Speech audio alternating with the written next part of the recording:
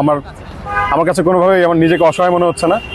আমার আল্লাহর একটা কমিটমেন্ট আমি খুব বিশ্বাস করি, সেটা হচ্ছে আল্লাহ বলেছেন যে আমার জন্য আল্লাহই যথেষ্ট। সো আর জনগণের জন্য কাজ করলে যে লুটপাট করে কোটি টাকা কামাইতে হয় না, সেটা তো হাদি ভাই দেখাই গেছেন। আপনারা দেখছেন যে মানুষের কি পরিমাণ ভালোবাসা তিনি পাইছেন, কতটুকু টাকা পয়সা নিয়ে সে নামছিল, কিন্তু দেখছেন কত মানুষের ভালোবাসা সে জয় করছে। সো মানুষের ভালোবাসা জয় করতে আপনার কোটি টাকা লুটপাট করার কোনো প্রয়োজন নাই, এবং অঢেল টাকা পয়সা নিয়ে আপনার রাস্তায় নামার দরকার নাই। জনগণের ম্যান্ডেট নিয়ে নীতি নৈতিকতা এবং আল্লাহর উপর তাওয়াক্কুল করে জনগণের জন্য লড়াই করতে নেমে গেলেই হয়ে যায়। সো আমরা ওই লড়াইটা করতে নামলাম, একটা আধিপত্যবাদ মুক্ত ইনসাফের বাংলাদেশ প্রতিষ্ঠার জন্য।